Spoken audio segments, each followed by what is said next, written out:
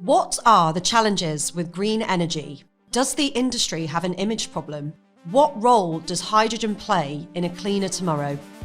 Welcome to The Challenge with Green Energy, the podcast tackling the tough questions with the green energy revolution. I'm your host, Lizzie Simon, and in each episode, we will be speaking to experts, leaders, and key voices in the industry to uncover the challenges, breakthroughs, and image issues, and the untold stories that are powering a cleaner, brighter tomorrow. So, what is the challenge with green energy? Let's find out. So in this episode, we're going to be speaking to Alan Jones, who is the Senior Manager for Quality, Innovation and Projects at Darlington College, which is based within the Tees Valley region. So Alan's been working for Darlington for 17 years, working in roles varying from curriculum management to project management and skills lead roles, and is heavily involved in projects around renewable energy features. So obviously, we had the pleasure of meeting Alan at the college a few weeks ago, and we got to go to the Ingenium Centre, which was the engineering facility, and got to see all of the amazing workshops there, including the massive HGV vehicle, the virtual reality and 360 immersive room. And also it was really exciting to hear about the college's plans to take on more green skills within the facility for the students. So Alan, obviously you've been working in the college for nearly 20 years. So you must have seen how much has changed in things like the curriculums, the agendas, but also the career choices for a lot of the students. So the first question that I'm going to be asking you is, how has your career changed over time? And also possibly, how has Darlington College changed over time? You obviously covered sort of the investments just at the start there. But yeah, I started at the college in 2007, a long time ago, when I was just a small boy. Started a teaching role. And then from probably around 2011, sort of moved into leadership roles, then curriculum management from about 2013. I would probably say it's been building over time, but it's got much more sort of serious with students and within the curriculum. Probably around sort of 2016, 18 onwards. My role changed in the college in 2018, in which I then became curriculum manager of engineering and motor vehicle in the college. So all of a sudden, I was sort of dealing with employers, with students that were much more, let's say, industrial in comparison to some of the roles I've been involved in the past. And you could see that agenda starting to form. I believe probably during COVID as well, there was quite a big focus on, again, that renewable agenda starting to push forward. I think as the years have gone on, especially through the 2020s onwards, it's become much more serious. A lot of students now are making choices based on renewable outcomes, whether that's because there's a gap in the market and they see a bit of a wage opportunity, for example, or whether sometimes it's just the right thing to do. And I think that the students that we're getting through the doors now are much more aware of green skills. They're much more aware of the environment. And certainly there was much more conversation than I was having 20 years ago, let's say. And do you think that that's specifically because there is so much going on with the Tees Valley region, obviously within kind of green energy infrastructure? Do you think that that is passing on to the students? Do you think they're aware of it? Yeah, absolutely. I think both locally and nationally, I think there's quite a heavy agenda.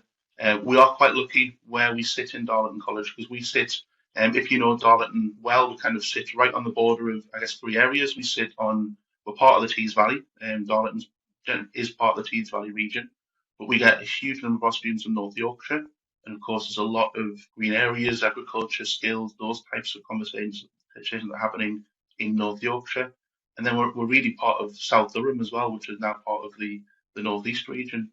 So we kind of take students from all of those areas, and they're probably bringing an influence from what they're hearing in those regions as well, through the door with us. But yes, certainly Tees Valley, there's obviously a lot of work going on. Tees Valley, it's quite well known. That project is quite well known nationally. The target would be sort of carbon neutral by 2040. You've got the government's targets for 2050. We've had a lot of focus on that sort of 2030, 2035 electric vehicle target from the government. So I think it's heavily marketed in the news. It's heavily promote it. And I think students are obviously picking that up. And as the years have been going on, they're coming through the door with more and more knowledge about those sorts of subjects. So, obviously, the whole premise of this podcast is to understand the challenges of the green energy industry and the implementation of it. So, obviously, from your perspective, being within the educational sector, what do you believe being the biggest challenge for the implementation of green energy?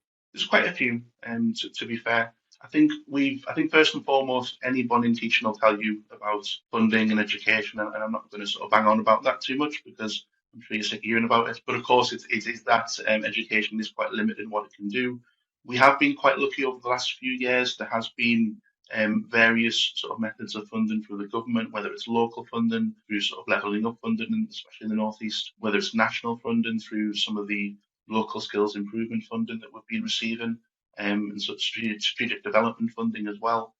So we have been quite lucky over the last few years. So yes, the site that you visited a week or so back, that we've been quite lucky over the last few years to really develop that and do some really exciting things. That hasn't always been the case. We do hope that continues. And we of course know that this year is quite an interesting year, quite a political year.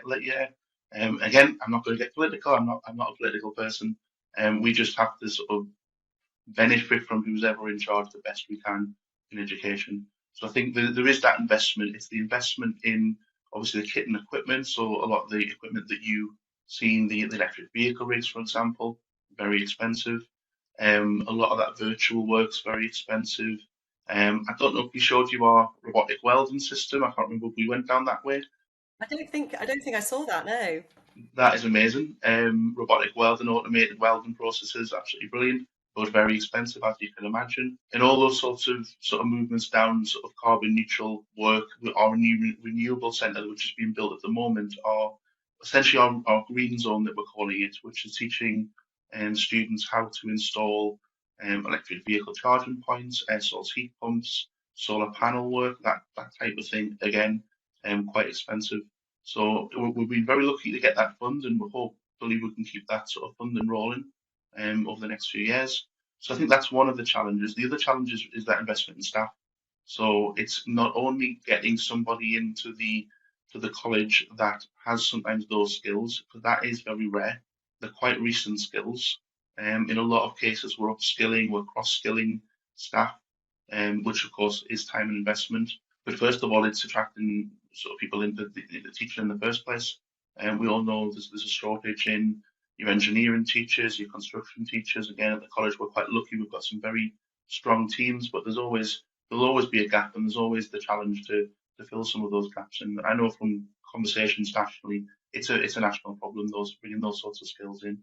And so yeah, it is sort of that twofold. It's that investment in equipment, and it's investment in staff. I think those are the two big challenges for the college.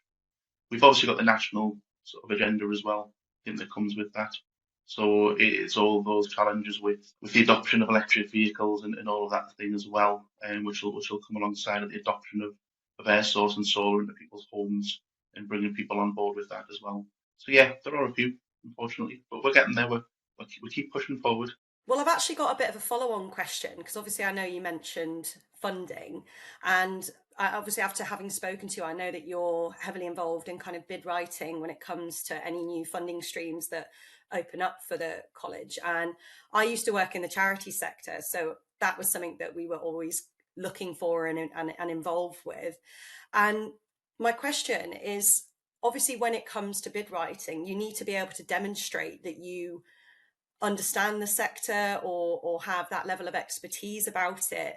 So I guess my question is obviously if there's funding that comes available that's in say new technologies or new green energy like hydrogen, where do you get your resources from? Where do you get that information or can demonstrate that you are able to utilize that funding? I mean, I should have probably started with I'm not an expert. That's what I probably should have started here. Yeah. Well, I don't think anyone is. I don't. Yeah. Yes, and I feel like I'm a sort of a jack of all trades, master of none. I've started to pick up quite a lot of information over the years as we've been going down these project routes.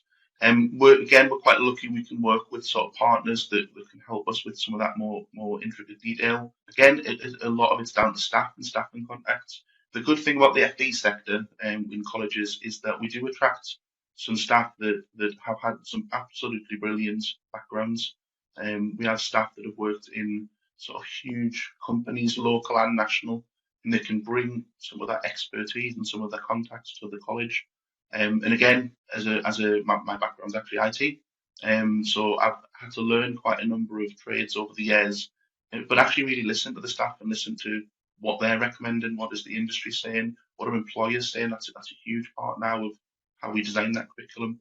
So we would also go out to employers and ask for their input. And again, we've got some really sort of brilliant local employers. Everybody wants the best thing for their local town, for their local college. They want to invest in those skills and those young and old people. I think sometimes people look at colleges and think it's all young people that we're trying to attract and trying to work with. But actually, there's some older people, and we've actually had quite a number of conversations, especially across the North Yorkshire. A lot of their focus is around sort of over 50s, reskilling, looking at adults that have particular skills in, say, engineering sectors that aren't necessarily financially driven. So they're sort of in the 40s and 50s.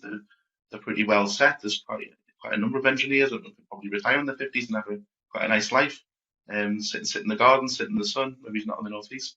But it's it's kind of attracting those people back in and looking at sort of reskilling those adults and saying, well, actually, with this particular course, you could be not this type of engineer, but you could actually move over to, say, for example, work with hydrogen. And it's trying to sort of focus on that output as well. Yeah, and I think it is kind of what you said before about how do you communicate that. Obviously, you might have experts from industry to work with, but when it actually comes to enticing people into those opportunities that are local opportunities for local employers, that can sometimes be a big challenge. So I guess my next question is, when it actually comes to articulating to students about what the green energy industry is and the opportunities around it, do you feel like there is an image problem from your own personal experience, or do you think that industry should be doing more? Yes, I mean, in industry it will help us as best they can. We fully appreciate they do have a 9 to 5 job. We fully appreciate that, especially some of the smaller businesses around sort of Darlington and the surrounding areas, it is difficult for them to come and support the college and even just giving up, say, a morning of their time to support some of that information. And whilst the students will listen to their teacher, and the teacher is very much a very strong voice in that student's mind, it is an employer that can walk in the door and sort of say, I'm doing that right now. Whilst a teacher may say, I did that 1, 2, 3, 5 years ago, I think having that different voice in the student's mind really helps sort of change their perceptions. But we do get a lot of support from the employers, but of course we could get that a little bit more. I think the electric vehicle agenda is quite an interesting agenda when we look at some of those smaller employers. Now, this isn't just local information, but some sort of wider northeast and national information as well. What we find is when you speak to some of those employers, let's say those smaller garages, a lot of it is an aging workforce. A lot of it is those sort of employers that are going to retire in 10 years' time. And I have had from a few to basically tell me, well, I'm retired in 10 years. The government's electric vehicle agenda, it's a bit of a waste of time. It's not going to go anywhere. We don't have the right infrastructure. It's too expensive, and they don't quite invest in that work. What's really interesting is the younger ones. So we had quite a number of students, younger students, attend an event with us, which was with an awarding body and with a local employer to talk about electric vehicles, that investment in electric vehicles, that investment in the time into sort of heavy goods vehicles as well. And I know we've chatted in the past around sort of hydrogen-based heavy goods vehicles and those challenges. And the younger ones are really, really interested in it, partially because of the money. You know, if they become a master technician with an electric vehicle background, they can sort of gain 5, 6 thousand pound more on their wage. But there is a gap. There's a huge gap in that market. So that's sort of a good example where there is a bit of a split between that sort of younger generation, that older generation. It is some of those younger generation students that are really investing in that training. And then some of the older ones are just saying, well, I wouldn't be here. I've had that a couple of times now. I'll be dead. Don't worry about it. It's like, okay, bit of a shame, but Yeah, I mean, it is really interesting that you're saying that for the younger people there is more of that interest, because when we were actually filming part of the trailer for this podcast, we went out to the public just to see, what does the public know about hydrogen? And we just asked the simple question, what is the first thing that you think about when you hear hydrogen? And for the majority, it was either never heard of it, uh, highly flammable, dangerous gas that I would never want to be around, or the Hindenburg. And, I do think that there is that level of kind of demystifying that's required in order for people to make that career shift, possibly. So, yeah, one thing that we've started trying to do is, rather than just kind of working with industry and working with colleges, but actually how can we work with students to try and or young people that are wanting to make that career switch. So we've actually started a TikTok account to try and just kind of get to younger people to just educate on what hydrogen is, what the green energy sector is, and the opportunities around it. And yeah, we feel like that's probably quite a good way of trying to demystify the industry. yeah, and I had exactly the same. We there are some colleges in the region that are doing some really good work in hydrogen. We are starting to move into that world now, and so again, it is very new to us. If I knew how to use TikTok, I'd probably follow your TikTok account. But it's something that we're certainly learning. We had a look at some of our sites and looking at that sort of hydrogen infrastructure, let's say. And that is the first thing that I'm asked from I guess people from the outside when we're looking at some of that sort of building works, maybe from architects or from some of the senior management in the college and the governance of the college. And straight away, how safe is it? What do we need to think about health and safety? And actually, when I look into it, obviously there's different ways of doing hydrogen. There's much more safe ways of teaching that. So yes, there is a lot of that work still to do, I guess. And I think hydrogen's quite a new product. I'm talking obviously previously around electric vehicles and other things. Hydrogen is something that we're going to move into because we do foresee it as the future, especially for that heavy goods sector. And we're hearing a lot from employers around that challenge around trying to be green in the heavy goods sector because of course they're all some of the vehicles that you've seen, Lizzie, when you're on site with us is big dirty diesel engines, but they're not going to go away. We still need that transport infrastructure. We still have that full logistics infrastructure. It's just working with those vehicles to make them cleaner and having those technicians to be able to do that work. That's essentially what we're training here, those technicians to make sure that these vehicles can stay on the road and they are usable in the future. Absolutely. So, as a way of tackling a lot of the misconceptions that exist within the green energy sector, something that we're going to be doing in this podcast is basically trying to debunk some of the kind of green energy myths that exist, or maybe some commonly misunderstood concepts about green energy. So, what we're going to be doing is I'll say a statement to Alan, and you basically need to say if you think the statement is fact or fiction, and then I'll just talk a little bit about it to hopefully act as a little bit of a education point from this episode. So, are you ready, Alan? Okay, I'm sure I'll get this wrong, but okay. So the statement is, hydrogen gas is a greenhouse gas. Is that fact or fiction? I'm sure there's multiple answers to this. I'm sure there's levels to this. I'm going to say as a gas specifically, it's not, but I'm sure there's different levels. Well, I'm sure you're yeah, going to you said educate you weren't me. an expert. Yeah, so you are correct. So it is fiction in that hydrogen gas, so it's not technically a greenhouse gas in the same way that other greenhouse gases are. So, like methane, CFCs, or carbon dioxide, in that they have their own kind of warming potential. But if hydrogen gas was to be emitted directly into the atmosphere, then what it does is it attaches to greenhouse gases. So it can indirectly have a warming effect by attaching to other molecules like methane. The reason why we say this is because obviously when we talk a lot about hydrogen, we say, oh, well, when hydrogen is combusted or burned, it only has water vapor as a byproduct, which is absolutely true.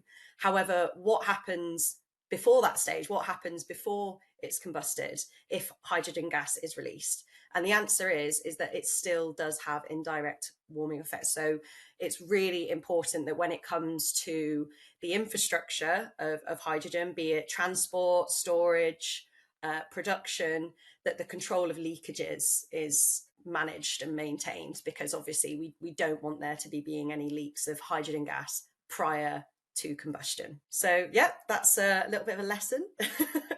I've learned something. So yeah, there we go. So at Hydrogen Safe, our strapline is to connect the supply. So as part of this podcast, we're giving our guest the opportunity to leave a thought-provoking question for the subsequent guest, and then to answer a question from the previous one. So I will ask Alan what his question for the next guest will be. But before I do that, the question that has been asked to you, Alan, is what do you believe is the most important thing we need to do to bridge the green energy skills gap to ensure that the workforce of tomorrow is equipped with the necessary expertise to drive the transition to a sustainable future? So over to you, Alan. I think, yes, probably covered quite a bit of that. I think it's just continuing that support through FE funding, through some of the models that we've had previously to allow that investment, just to keep that going. Certainly investing in equipment, investing in staff, but possibly more so to also invest in the employer input, and to possibly incentivize some employer support into FE. Like I say, the employers are very good with us, but of course they have limited time and have a 9-to-5 job. So if there was a method of supporting that as well, I think we're on the right track. I think it's just keeping that momentum going more than anything.